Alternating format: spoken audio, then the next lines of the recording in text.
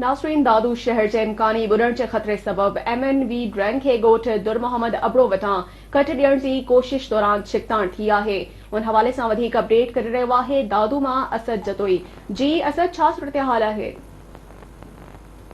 जी बिल्कुल, MNV drain के ॻोठ दुर मोहम्मद अबड़ो वारे हंध खां कट ॾियण लाइ मशीनरी पहुची वई आहे, जंहिं सबब दादू ॿुॾण जो जेको आहे सो ख़तरो वधी वियो आहे। मशीनरी आणींदड़ इंतज़ामिया ऐं ॻोठाणनि में झड़पूं ऐं चकूं पिड़चियूं आहिनि। ॻोठाणनि जो अहिड़ो बयान साम्हूं आयो आहे त कट ॾियण सां दादू ऐं आसपास जे सभिनी इलाइक़नि खे जेको आहे सो पाणी घेरे हेठि आणे छॾींदो। इंतज़ामिया खे कट ॾियण लाइ असांजे लाशनि मथां गुज़रणो पवंदो।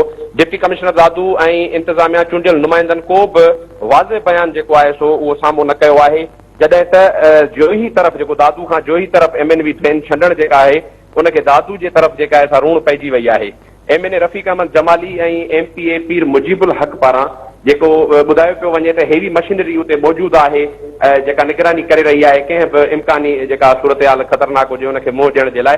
पर उहे जेके बि दावाऊं आहिनि चूंडियल नुमाइंदनि जूं उहे हवा में उॾामी वियूं आहिनि, छाकाणि त छंडण ते जेको आहे सो हिकिड़ी जेका आहे सा क्रेन ऐं 2 ट्रैक्टर ट्रालियूं मौजूदु आहिनि जेके बि गैरफाल आहिनि। असिस्टेंट कमिश्नर दादू शाहनवाज़ मीराणी जेको आहे छंडण मोरी ते पहुची करे मीडिया खे ब्रीफिंग ॾींदे ॿुधायो आहे त हिते असांखे 4 एक्सीवेटर 4 डंपर खपनि जेके मिटी खणण स्टोन पिचिंग करण लाइ असांखे कमु अचनि, पर हिते का बि अहिड़ी हेवी मशीनरी मौजूदु न आहे।